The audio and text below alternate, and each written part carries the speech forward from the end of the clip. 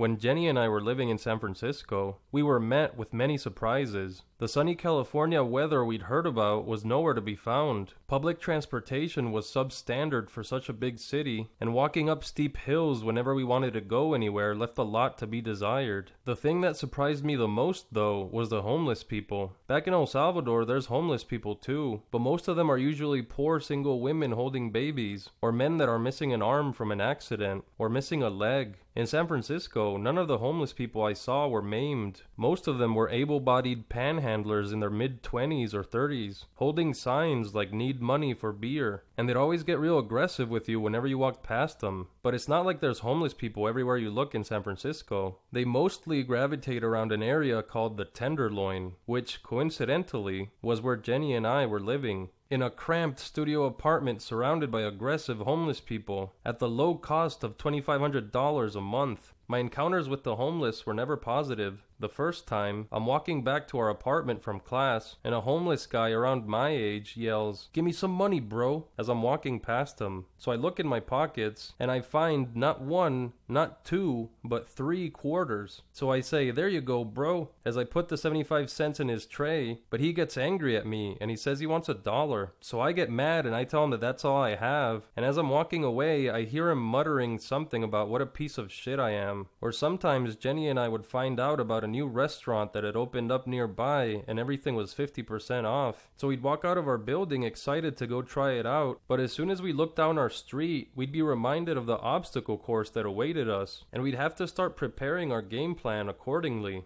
Okay, so if we take Geary Street, we might avoid that naked homeless guy that hugs everyone that walks by. But Geary's where that other homeless guy threw that beer bottle at our friend's head. I'd rather be hugged than hurt. And we'd discuss where to go and what to do, until we'd check our phone and notice the restaurant was gonna close in 1 hour. So we'd usually end up running the tried and true language barrier play, where we'd quickly walk towards our destination, and if a homeless person got in my face, I'd keep looking straight ahead and I'd say, "No entiendo inglés, yo no soy de acá." And on the 0.1% chance that the homeless person happens to understand Spanish, I'd switch the language barrier play to Japanese with a quick "Wakarimasen, shinjuku dori wa doko desu ka?" And we'd usually make it to our destination without any incident. So we'd have a great meal in our little safe haven, because if one thing San Francisco's got going for it is the food, and then when it was time to leave, we'd have to think up another game plan for the walk back. Let's do that thing we did last week when we had to go down Jones Street. Oh yeah, that was the first time neither of us got spit on. Sounds good. The aggravation I had with the homeless wasn't restricted to whenever I was walking the streets. It also affected where I lived. You could get in and out of our building 2 ways, the front entrance and the side entrance. Walking out the side entrance would have saved me a lot of time to get to classes, but it was never an option. Because what looks like a regular side entrance to a building for you and I looks more like a personal latrine to the homeless people of San Francisco, so they'd piss there every day. Every month I'd tell the building's management about it. Every month they'd tell me they were taking actions towards resolving the issue. And every month I'd have to keep going the long way to all my classes. I saw homeless people around the Tenderloin so much that I recognized pretty much all of them. There was one I called Superfan, because he wore a different San Francisco Giants jersey every day. He had the more common stuff like a Barry Bonds jersey, but he also had a vintage Will Clark jersey, Juan Marichal. He must have had around 20 of them, and they all looked pristine. He was always real mean to me whenever I walked by him. So after a while I started going online and looking up who the most hated Giants players were at the time. And whenever he'd insult me for not giving him money, I'd tell him it's because I'd been saving up to give him a Neifi Perez jersey. Or I'd tell him that Sidney Ponson's a more likable human being than he is, and that would always shut him right up. There was another homeless person that I could always tell was panhandling nearby because of the smell. And I'm not talking about a bad smell either. It was more like you'd walk onto the block where he was begging and you felt like you just walked into an Abercrombie & Fitch. He wore so much perfume. It was a nice change of pace whenever I ran into him, because at least when he cussed me out, there'd be an aroma of aged spruce with undertones of zesty orange and vanilla as I walked past him. The stress of dealing with the homeless people around the Tenderloin went on for a couple years, until the fateful night that forever changed how I interacted with them. It was a night like any other. Jenny and I were busy working on our iPhone game when I get a text from my oldest brother. He'd been living in San Francisco longer than I had, and we hadn't hung out in a while, so he asked me to go out for some drinks with him at a nearby bar. I say cool, and he says he's gonna be outside my building in 10 minutes. So here's 3 important details to remember. Number 1, I'd been sick that week, so my eyes were all red and I was sniffling a lot. Number 2, because I'd been so busy working on the game and going to my film school classes, I'd gone like 2 months without shaving. So one day I looked at myself in the mirror and I decided it was time to grow my beard out because I'm in college now, damn it. So by this point, when I got my brother's text, I'm rocking a powerful looking 6-month beard. And number 3, when my brother says he'll be outside in 10 minutes, that means 10 minutes on the dot. Whenever we hung out, I'd always be late and I'd keep him waiting. So this time I wanted to make sure I was outside of my building before he showed up. So I grabbed my jacket in a hurry, and I remember I haven't eaten dinner yet. And if we're gonna be drinking, I need some sort of cushion. So I grab a leftover half of a meatball sub I'd gotten earlier, and I'm eating it in such a rush that a meatball falls out of it, and it plops right on my shirt, making a huge mess. Jenny hands me another shirt, but I'm already cutting it close. So I bolt out of our apartment with the same shirt on, eating the rest of the meatball sub. I check my phone in the elevator going down to the lobby, and I have 2 minutes to spare. I walk out of the building feeling proud of myself, but my brother's already there, waiting for me. So we make our way to a Korean bar we'd go to every once in a while, because there was an older female bartender there that was nice to us sometimes, but she could be real mean other times. It was weird. So we start drinking, and we're having a couple beers, couple laughs, and it turns out the bartender's in a nice mood this evening, and she gives us both 2 tall shots of soju, Korean rice wine, for free.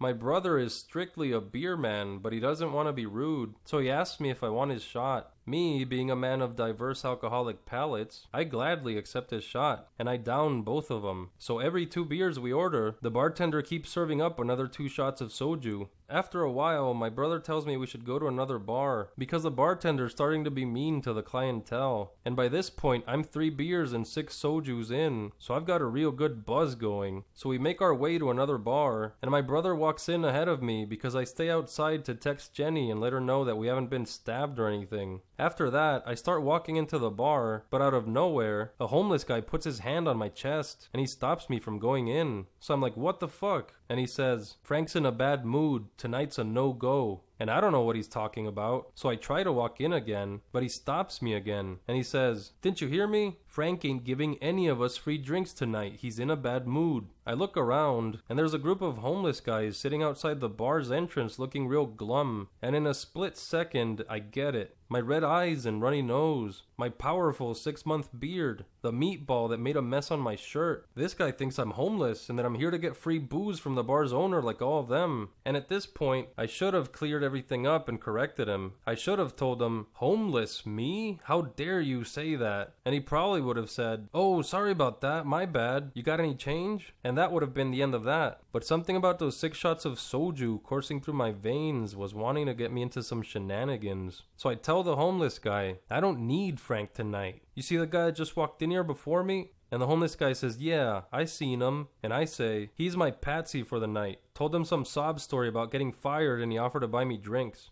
And the homeless guy stays quiet for what feels like a minute, until he bursts out laughing. He tells his friends I've gypped the guy into buying me drinks, and I'm a hero in their eyes. I tell them my name's Jose, and one of them puts his arm around me and he stinks real bad, and he says, Jose, you just achieved legendary status. So I head to the bar's entrance, and before I go inside, the soju kicks in again. So I turn to them, and I say, I'll drink to your health, brothers. And they all start chanting, Jose, Jose, as I make my way inside. I spot my brother looking for music on a cool modern looking jukebox. So I go sit at the bar and I wonder what the hell's wrong with me. I tell the bartender, 2 beers please. And as soon as I start drinking mine, I hear a guy mumbling something next to me. So I ask him, what was that? And he says, oh, I was just rhyming, I'm a rapper. I said, bring those 2 beers over here, I want them near. And I can tell he's super drunk, so I say, that's some cool rhymes, dude. And he tells me he's from England, from Bristol. And he says he's gonna be a famous rapper someday, the next Eminem. He tells me, check this rap out, it's my newest one. And he starts going into it. But it's weird because when he's talking to me, his voice sounds normal. But when he starts rapping, his voice gets high-pitched and I can't understand anything he's saying. It's like he's just making random noises. So his rap goes like this.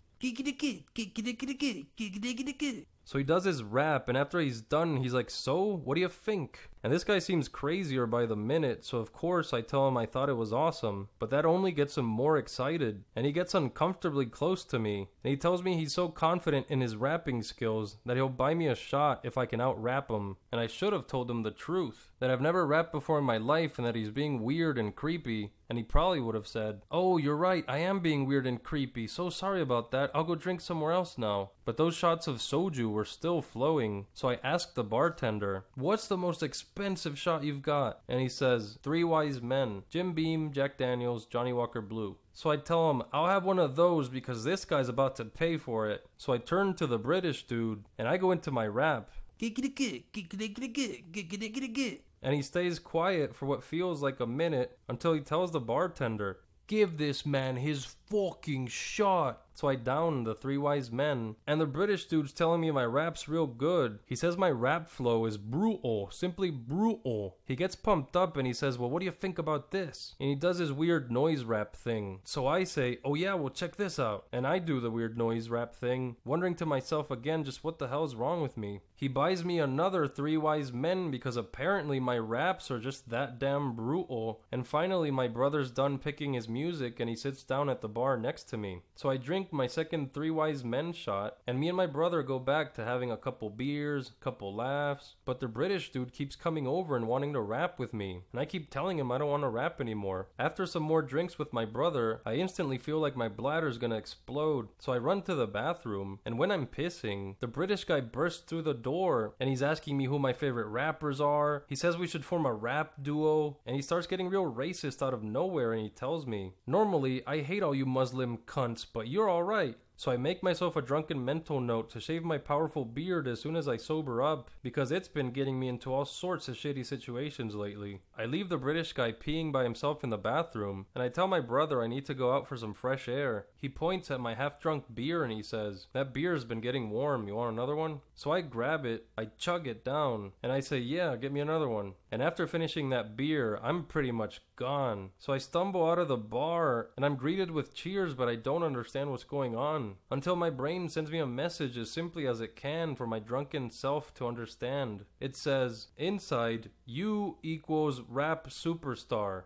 Outside, you equals homeless hero. And it all comes back to me, and the homeless people are asking me how it's going in there, and I sort of slur out that it's going great and I love being homeless. So I end up sitting in a circle with them outside of the bar, and the homeless guys start telling me stories of their most triumphant moments. One guy tells me, "Most important lesson I ever learned is that white people can be guilted into anything. One time a white dude comes up to me and gives me a quarter, and you know how it is, you gotta get offended and shit and see what else you can get out of him. So he apologizes, gives me $1, and you know I'm gonna keep acting offended. He take out a 5, he take out a 10, and I keep looking at him like, "Bitch, you for real?" By the time I was done with that white dude, I'm $40 richer. And everyone in the circle bursts out in laughter. But all I'm thinking about is the time I was made to feel like shit just like that white guy, when I only had 75 cents to give to that homeless bro when I was walking to my apartment. One guy points at some people walking across the street from us and he says, "Those people you see there, those are the pawns, and we are the kings." Another guy tells me, "You wanna know how much money I get out of these fools?" He opens up his knapsack and he says, "Enough to buy me one of these every 2 days." And he pulls out a bottle of perfume in the shape of a guy's torso wearing a sailor's outfit. I inspect the tin it comes in, and it's Jean Paul Gaultier's Le Mail, with the price tag of $70 right on it. He tells me, "I wear it all day, every day, and these suckers are paying for it." And that's when I realize I've been talking face to face with Mr. Abercrombie and Fitch himself. I'm starting to think maybe I should have stayed inside with the racist rap genius from Bristol. And then one dude says, "Yo, Daryl, show Jose here how you work your magic." And the guy starts jogging to the street corner near us, and one of the guys sitting next to me tells me, "Watch this." And once he's near the corner, he isn't walking like he used to anymore. Now he's walking around dragging one of his feet behind him, and he's contorted his face to appear mentally disabled. I start to feel sick to my stomach, and I feel even worse when a person actually stops to give him money. Not more than 2 minutes after he's gotten into his character, if you want to call it that. Everyone's laughing as he jogs back to our little circle. Our circle of terrible people that take advantage of their fellow man and laugh about it afterwards. The guy snaps the dollar bill in front of my face and he says, "Works every time." And I crack a half smile, but his little magic tricks just made a part of me die on the inside, and probably added an extra year of therapy I'm gonna need when I reach my 40s. They keep telling me more tales of deceit, more generally messed up stuff, each one more horrible than the last. And I just feel an incredible disappointment. Disappointment in myself that I've ended up fraternizing with these people. That by doing to them what they do to people on a daily basis, lying to their faces and pretending to be someone I wasn't, they'd seen a flash of something in me that they recognized in themselves. So they'd lowered their guard and taken me in as one of their own, because essentially, I was one of them. So I get up from the faith in humanity depleting circle of hell I've gotten myself involved in, and I tell them I have to go. I walk into the bar, and my brother tells me the beer he ordered for me might as well be soup, it's so warm. So I chug the nasty beer as fast as I can to punish myself, and I see the British guy passed out on the floor in the corner of the bar, and with him out of the way, I do what I set out to do in the first place. Hang out with my brother and be around someone normal, so that San Francisco's plans to consume my soul and my sanity are thwarted for at least one more night.